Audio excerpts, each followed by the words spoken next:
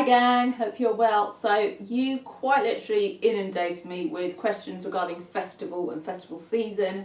I'm going to try and get through as many as I can without rambling on too much. Hopefully it'll be super helpful for you. So let's go. So Amber Doody, how much money would you suggest to take with you to a festival? I'm going to early bird for both Download and Reading and I'm not sure how much I need.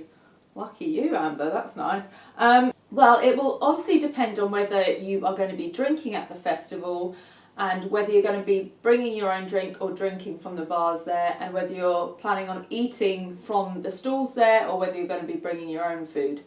If you haven't been to a festival before, I should let you know that food and drink is quite overpriced when you buy it in the festival, so it's quite hard to get a meal for any less than £7 or £8.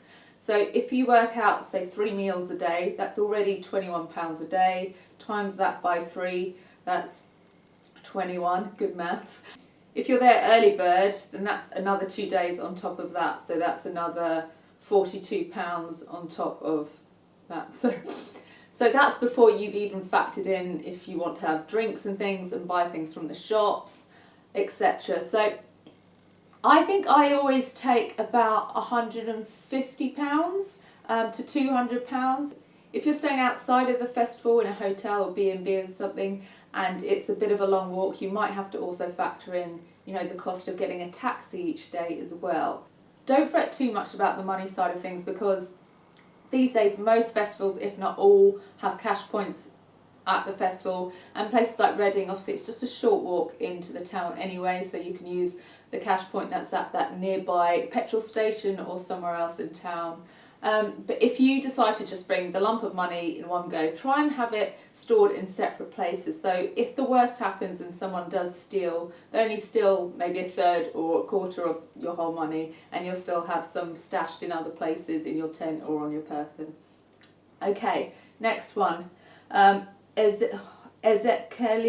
I'm so sorry, I've said that terribly. What's the craziest fest you've been at, and what's the craziest thing you've done there? Include if you were intoxicated or blitzed. I'm a very well behaved lady, I'll have you know. Craziest festival? I guess that really depends on your definition of crazy. I think every festival you see quite crazy sights, and I think that's why a lot of us like festivals, because you see people wearing strange things, you see people doing weird things. I've thought of something. Last year at Download, in the guest area, there are these women that were very stripped off and they were tying each other up in ropes. It was very fetishy, very bondagey, and we were all just watching and we couldn't take our eyes off it. But that was quite odd, quite sexual. Very bendy ladies. What have I done? Well, I wouldn't say this is crazy or badass, but once when I was squatting for a wee in the middle of the night, this was when I used to camp, I remember I slid down into the wee poo stream where everyone does their toilet when they can't be bothered to get to the actual toilets, and I just shaved my legs the day before, so I had like poo on basically open pores. Let's just say it turned a bit nasty for me on the legs there. Grim. Okay, Lauren Power. My birthday is like 3 months after the Reading Festival. I'm turning 18 and I want to bring alcohol in with me, but I'm scared I'll get confiscated and have wasted my money. I'm the oldest out of the group, so I can't ask them to bring it in for me either. Also, before people start coming to saying like, just wait until you're 18 and enjoy it without drinking, I'm a responsible drinker. Well, that's good to hear.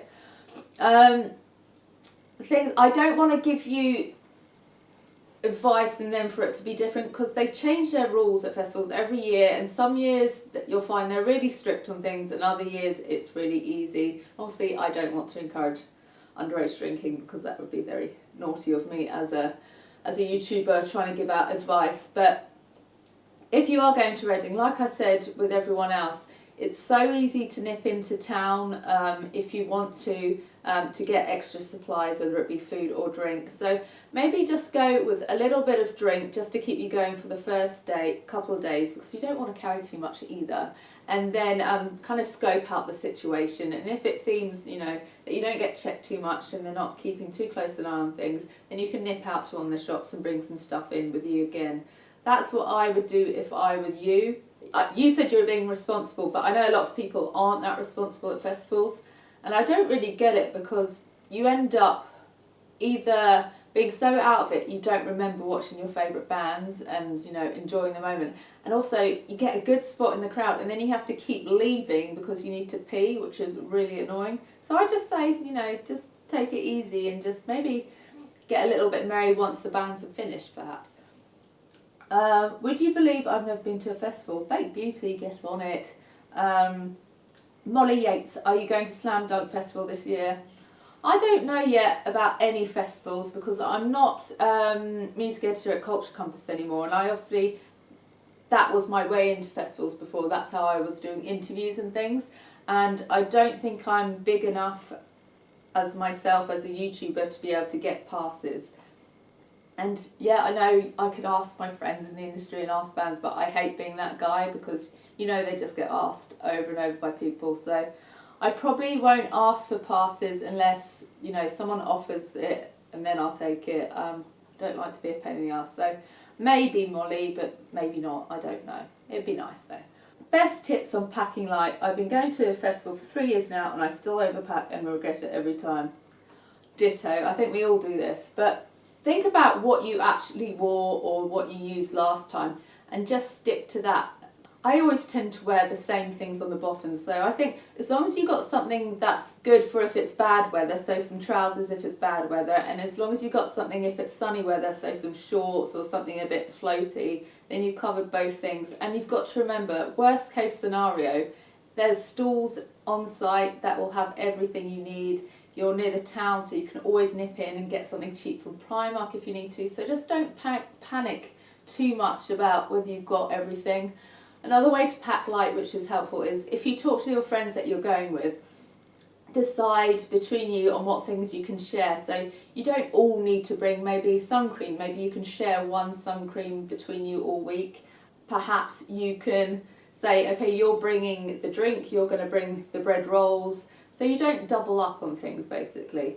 I think layering is so useful in terms of packing. For example, a flannel shirt, you can wear it for warmth and keep it on, or you can have it tight around your waist if you don't need it. A hoodie is good if you just need to shield yourself from the rain, but also for warmth. So just think of things that have multi-functions to them, I guess. In fact, Rhiannon, I'm going to do a separate one about packing, so hopefully that one will be helpful to you. Can you give me a list of what to pack? Because I've written a list and I'm majorly overpacking by the looks of it. As I said to Rhiannon, I think I'll do a separate video for that because that seems to be something people want. How do you keep awake and energised for the whole weekend? Well, I myself am a bit of a boring old fart, and I just make sure I don't, you know, overdo it every single day. Maybe you decide there's one day that maybe has the best lineup and you say, okay, that's going to be the party day. That's going to be the day that we go a bit harder on things. Another boring thing is just keep hydrated. I'm rubbish at keeping hydrated. I never drink enough water, but I think it genuinely does do you good. It keeps all your cells vibrant or something. So just make sure you're drinking lots of water, and maybe in between each alcoholic beverage have a water just to, you know, keep you on an even keel. What else? Have things like nuts with you, maybe some dried mango, little snacks like that you know, just give you a little boost of energy, and don't make you feel like stodgy and like overfull and gross. Elish Murphy, any tips to stay feeling fresh at festivals without showers?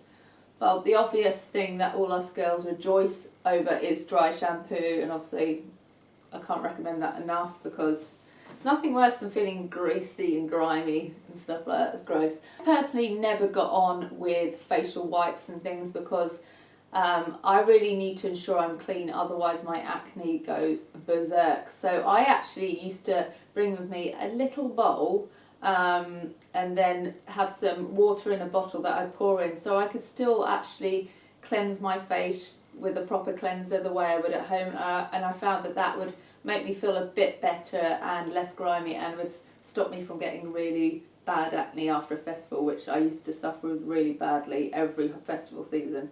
But feminine wipes are great for, you know, just making sure you're a bit fresher down there. You can get feminine sprays as well by the same brands. But I'd say wear a little panty liner as well, girls, just so you can feel a bit fresher, because you are going to be sweating if you're in the crowd.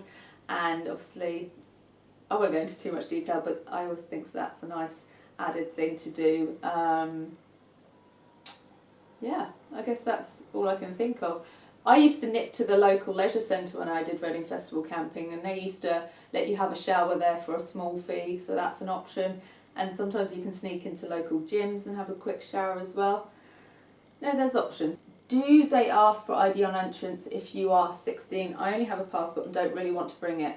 Okay, so I did a little bit of research about this, because not everyone wants to bring their documents or their proper IDs, but these days you can apply for this other kind of ID that is accepted by places, but it's not your ID, it's not your driving licence or your passport. I'll put the link down below. I found it when I was on the Reading FAQ section, and they told us about this kind of pass that they will accept there. So there are options, there are alternatives to that. Chloe Louise, I've sent you a question in your inbox before seeing this video. Oh, I'll check that in a minute, Chloe. Alicia Jones, is it really expensive buying food when you're there, or is it better just to pack a whole bunch of stuff so you're not wasting money? Yes, it's not very cheap, I'll be honest, and a lot of it is gross, but it has gotten a lot better. Like, their options of the type of food you can get is so much better than when I was young and going to festivals. You can get a lot of, you know, the well-known brands go there now. It caters more to like vegan and vegetarians, so it is a lot better. But I definitely recommend bringing some snacks. Like I said, I always bring some biscuits with me and some nuts, some dried mango, just little bits just to keep you going if you don't want to fork out, you know, on those in-between meal times. A lot of people obviously do those little barbecues in their camping areas where they buy those, you know, throwaway stoves that you can have breakfast on in the morning. Maybe you could buy little porridgey things that you can have, little muesli things. I've gone blank right now, but there are some other options as well. If you are a meat eater, you can obviously get cold cuts that you can put into sandwiches and things like that. But as I said before, if you're going in a group, why don't you divide up what you can all bring? So you can say, okay, you bring the fillings, you bring the baps, you bring the crisps, and then, you know, you've got it covered and you're not having to carry everything. Alice Page, are you going to Slam Dunk? Like I said to Molly, I really hope so. If so, it'll probably be the Hatfield one.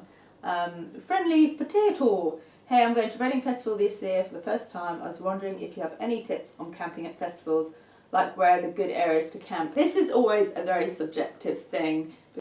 Some people want to be really close to the arena, so then in the morning they can like dash there as soon as it's opened and get right to the front. Other people don't like to be near the arena because it means they can't nap as well if they want to have a nap during the day, or sleep in because they hear the sound of the stage. Other people like to be nearer the exit, so then they can keep dipping in and out of town if they want to. For me, as an IBS sufferer, I always wanted to be close-ish to some of the toilets, so that in the night, if I needed to go to the loo, I could easily find the loos, you know, when you're in the zombie state. But obviously you don't want to be too close because then you get the smell. So I don't want to pick one that's better than the other because I do think it's a personal thing. So, but obviously your options are diminished if you get there late. Lucy May, if you go early bird to a festival, so there for 5 days, how do you go about showering or keeping fresh? So yeah, like I said before, wet wipes, dry shampoo, panty liners, feminine wipes, sprays. I think a Mitchum deodorant, which is one that you only have to put on once, and I think it lasts a couple days, and it's like extra strong.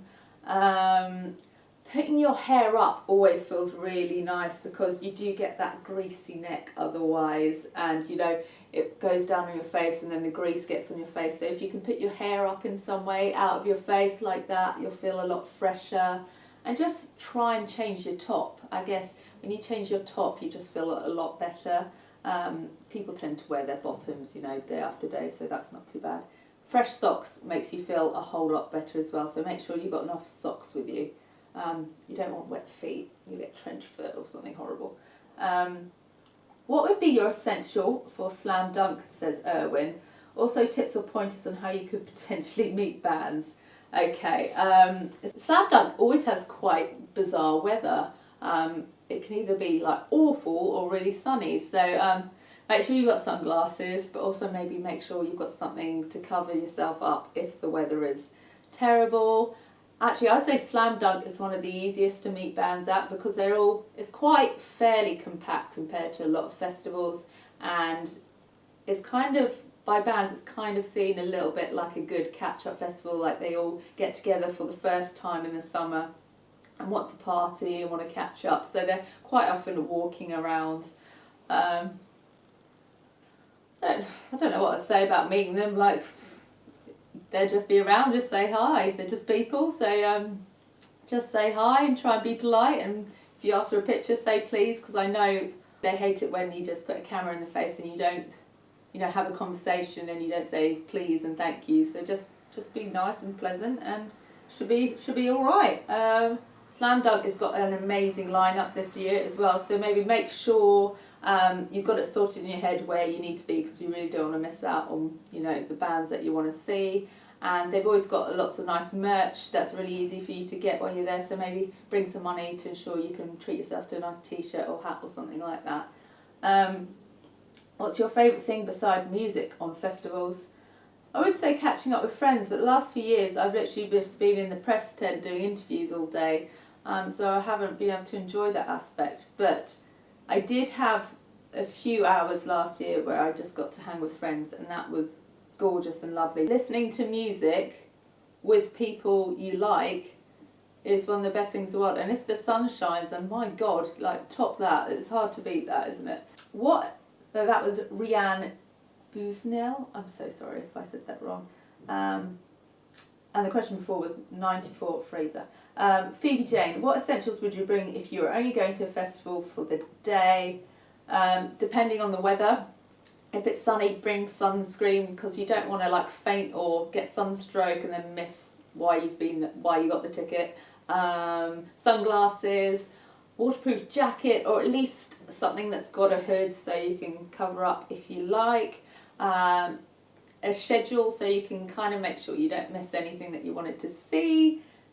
Friends is a lovely, nice thing to go to a festival with, but also be open to meeting new people. I've met some incredible people from festivals just by being open and being willing to make friends while I'm there. So just be there and in good spirits and there for a good time. Maybe bring one of those extra charger things to ensure that your phone has juice, so then you can make sure you get home safely and you can find your friends if needed. 720 times Devon, aka Dev. Are you going to any festivals this year? It'd be nice to bump into you. It'd be nice to bump into you too. Also, tips on keeping your hair non-greasy or keeping it looking good. I would say check out my festival hair, 10 easy festival hair tutorial video on that front. Little plug there. I just say obviously dry shampoo or talcum powder if you don't want to fork out money. And I always go with curly hair because it's likely that you will get rained on or you'll sleep on it funny and it will end up with kinks. So if you go with already kinky hair, it kind of looks more intentional rather than just having the odd weird thing going doolally. After day 2, if I haven't been able to get a shower, put it up, get that greasy hair out of your face. If you can do fancy plaits, do a milkmaid braid or some kind of cool French plait thing. If not, just a top knot will do these days, they're in, so easy. Festival wise, I've been to Reading pretty much every year for the last 15 years, so I hope to be there again. Maybe Download, maybe Slam Dunk, I don't really know yet, watch this space. Hey, I'm going to Leeds Festival Friday show and I'm not sure exactly what to wear, as I've never been to a festival before. Have you got any festival essentials I should bring where? It all depends on the weather really. Will probably be rainy, I guess. I'm pretty sure you're right, Kay, it's probably going to be grizzly. I tend to wear jeans, but as I said before in last year's video, I think that when you sit down on the grass when you want to have a little break from standing watching the bands, jeans really cut into you. and be quite uncomfortable. And they're also not great when they're wet because they get really heavy and soggy. So I think actually sort of like a legging material or something stretchy is actually more comfortable and more practical. Maybe not quite as warm, but probably more comfortable. When you go to the loo and they're dangling in all the mess that's on the floor and things like that, it can get a bit gross, so it's not hugely practical to go that way either. I always go for layers, so maybe I'll have a top that could work if the weather's really great, so maybe have a crop or something, but then over the top have a flannel and then maybe a hoodie as well, so then you're covered for whatever eventuality that happens. I always have a beanie with me. Either it gets chilly or it gets windy or your hair gets diabolical, at least then you've got something to cover it up. Callum Foster, what's the best thing to do in regards to mobile phones? Should I take my iPhone for photos, etc.? If I do, what's the best way to keep it charged for the whole weekend? I think a lot of people decide to leave their really fancy phones at home and they bring like one of their cheapy, you know, very basic ones. But it depends what you're there for. Because I do work, I need to be able to access my emails and Instagram, social media and stuff like that. But I guess if you're just there to hang out with friends and have a good time, you could take a more basic phone, but as you said, you want to take pictures, so then you've got to weigh that up. I've never lost a phone, and I've never had one being stolen at a festival, so I think if you're careful, you'll be all right. But that also depends if you like to get in the mosh pit, because that's risky, because it could get crunched, it could get dropped. So I just say, if you bring it with you, have it somewhere securely stored when you're not using it. Most festivals these days have charging stations, so more often than not though, the phones don't work in these places, either because it's just an area of bad reception or because so many people are trying to use the phone networks or something at the same. Hello, Tommy. Or because everyone's trying to use it. So rather than rely on it, I'd say always make sure you have meeting places with your friends. So if you wanted to say watch Fall Out Boy together, say we'll meet at this stall at this time and then we'll go to watch Fall Out Boy together. Otherwise you can find yourselves trying to get in touch with them saying, where are you? And you know, nothing happens. So and obviously in terms of charge, you can also get those added charge bars that you attach that give you extra juice as well. They're pretty cheap these days. It's a Linda Memphis kind of life says, have you ever been front row at a festival before, Sophie? In my heyday, I used to be one of those guys that felt I needed to be front row.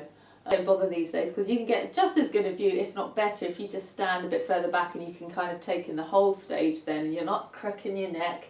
And then if you need a wee, you can nip out to the wee. If you want something to snack on, you can quickly nip out and do that. So I don't bother with that anymore. But there was a year that I made sure I was front for the whole time. What was it? It was Reading Festival. It was when Kings of Leon played, Incubus and Foo Fighters. So what year was that?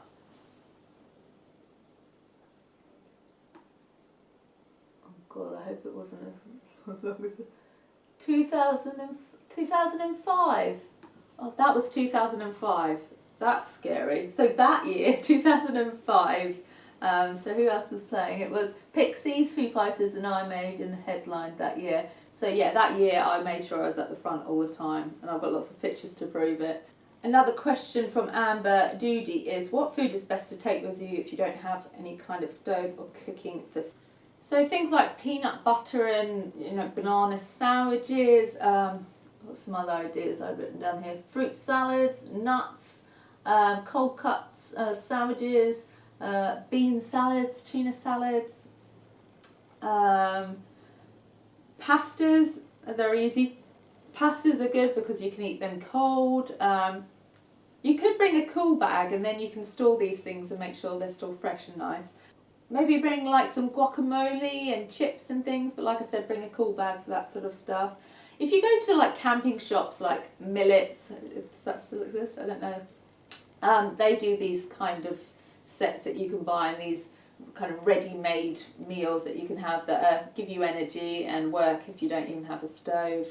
Kendall mint cake is great for snacking as well and gives you energy. It's that kind of minty tablet thing with chocolate on the outside. Well, the ones I get have chocolate on the outside because I love chocolate. And like I said, the dried fruits, the dried mango, which you can get, you know, from garden centres. Well, Holland and Barrett is a great place to go actually, because they have lots of snacky things like that that, you know, will keep and they won't perish, and will give you energy and are good for you and all that sort of stuff. This is Joanna Ryan. Hi Sophie, going to Reading for the first time this year. My question is, how easy is it to get down to the front for a particular show on the main stage? It really depends on who's playing and what time. So when the first band of the day plays, which is usually about midday-ish at a lot of festivals, depends though, you'll see a lot of people just literally run so they can get straight to the front. People tend to stay in their tent till a little bit after the opening time of the actual arena, so even if you're not one of the people that sprint, you can probably get yourself quite close to the front, or at least have quite a decent view. Obviously the tents, I actually think it's harder to get to the front in the tents, strangely, because they get so packed these days, because they often put bands that are bigger than the tent size, if you know what I mean. They're kind of band that can draw a lot of people into the tent, so it's obviously quite rammed, so it can get quite hard to get to the front on those ones, particularly if it's, you know, mid or late afternoon getting into evening when the bigger acts are on. You probably have better luck earlier on in the day when the bands are a little bit smaller. And it also depends on how much argy-bargy you're willing to do, because there are always going to be those people that will push their way to the front even if they started halfway back in the field, just because they've got the balls to not care what people think. Because I know when someone pushes you out the way, a lot of us will be like, all right mate, or, you know, give them the tut because it's really annoying. But some people just don't care and they just do it because for them it's more important to get to the front for their favourite band than to worry about what these strangers are thinking about them. So, kind of depends. But I will say, like I said earlier, I don't think being at the front gains you that much, particularly at Reading Festival, where you're still, you know, a reasonable chunk away from them anyway. Yeah, I know sometimes they come down to, you know, do a dive or like touch hands and stuff, but really I think you can get a better view and be more comfortable if you're just willing to stand a little bit back. Sometimes it looks like the crowd is so full you're not going to get a good view, but if you just go right at the sides, like alongside where all the food stands are, and then nip in right by the front, you can get in really easily there, and that's what I do every year. So Chloe Louise, I found your message now. I'm going to my first festival this year. I'm going to V-Fest. I'm so excited and nervous. Any tips on what I need to be aware of? The style, the safety of leaving stuff in your tent, and of course the food and the amount of money I should bring. Oh, okay, V-Festival is, I'd say, a little bit more mainstream, a little bit more, I don't know, it's a very different vibe. Let's just say that. It's a very different vibe to, say, Reading and Leeds, and you do see people getting fairly dressed up, you know, wearing dresses, even wearing, when I last went, which was I think a couple of years ago, people were even wearing like wedges and sandals and things like that. So I think at V-Festival, more than a lot of other festivals, you can really wear whatever you want. You can go as glamorous as you like, or you can go as basic and comfortable as you like. So don't feel too stressed about what you wear there, so just go with what's comfortable. I've never had anything stolen, but you have to, you know, think about the fact that you are leaving anything at risk if it is left in the tent. So I just say try not to bring anything of huge value with you if you can avoid it. And anything you do bring of value, just make sure it's on your person at all times. I don't actually think rucksacks are that practical, because once they're on your back, you can't see if someone's, you know, rifling through the pockets, whether they put a slit in and, you know, and getting all the contents underneath. So if you've got a little crossover bag or a bag that you can keep an eye on here, then you can just keep checking, you know, your valuables are still there and still on your person. Just check your zips always shut. And money, like I said with the other festivals, you won't get a meal for much cheaper than £8. So just do the maths depending on how many paid meals you're going to have that day. And if you're going to drink, obviously that's going to add a huge amount on top of that if you are planning to go big on the alcohol front. So like I said, most places have cash points, so don't worry about that. And you don't want to be worrying that you're going to run out, but maybe in your mind allocate a certain amount each day so you don't go over that, and so you can ensure you've got enough for the rest of your your weekend. What are the people at Reading? Are they safe or are they dickheads? Is there a lot of drug use at Reading? I'd say festivals, unfortunately it is part of the thing. There will be people doing drugs, there'll be people high on drugs, that sort of thing. But I've never been pressured at any point to do anything. One guy did kind of put his head in my tent one year and go, do you want any drugs? And I just said no, and he went away. So don't worry about it. Don't feel pressured. Don't do anything you're not comfortable with. Don't do anything you don't want to do. People are going to be fine with that. I think with any place that's got a lot of people, there's going to be some great people, and there's going to be some annoying people, and there's going to be some right plonkers. But I've never had a particularly horrible incident. I've never had any nastiness or anything like that. Most people are there to have a really good time, and they're just concentrating on making sure they do that. So you just go and just try and have a good time with your mates, and I think there'll be no issue whatsoever. Is it worth getting a gazebo sort of thing if you're going with a lot of friends? That's from Stefan Rubel, that's hard to say. A lot of people do that, and they almost create their own little community, their little commune, where they have, you know, all their tents in a circle, and then maybe have one tent that's got all their food under and their stove and that sort of thing. And it's quite nice to create your own little home from home in the field if you can, but it's not always easy to do this if you get to a festival late because you're limited for space. So if you plan to have like a whole huge area with you all there, maybe get there as early as you can. I'm Cecilia W. I'm 14 and going with 3 friends the same age, and we're wondering if you think it would be safe. Definitely be safe. I think I went on my own for the first time when I was about 15, and I went with some guys. I went with some male friends of mine, and I think I felt better because I had some male friends with me that I knew would look out for me. I just say if you are young and you're going on your own without, you know, adult supervision, just make sure you're going with people that you know will be keeping an eye out for you, that you know will look out for you, and just look after each other. And like I said, make sure you've got meeting spots, so if you get separated you know where to go, because these places are vast, full of so many people, and you don't want to be wandering around on your own all day. So yeah, just do that, I think. And just don't overdo it on the drink. I know it's exciting, and you know, you feel like you're free and you can do what you want, but it just ruins it, and you don't need to do that to have a great time. Oh god, I sound like a mum, don't I? Ugh. So I only got to answer just a few of the gazillion questions you sent. So there's obviously a lot you guys are worried about regarding festivals, a lot of things that you don't know and are unsure of. So I hope I've managed to clear up just some of them. Obviously they're just my opinion in a lot of cases, but yeah, I hope you're feeling a little bit more at ease and excited about your upcoming festivals. I hope I get to see some of you too. It would be pretty annoying if after making these festival themed videos I'm not actually at a festival this year, but hopefully I will be. If you go, please just have the best time, be safe, be careful, but just, you know, sing, dance, laugh, have fun with your friends, make new friends, and just create some amazing memories. It can be the best time of your life at festivals. So I'll try and do some other festival themed videos if you like. Let me know if there's anything specific that would be really helpful or enjoyable for you to watch. And yeah, I'll see you in the next video. Thanks for watching. See you soon.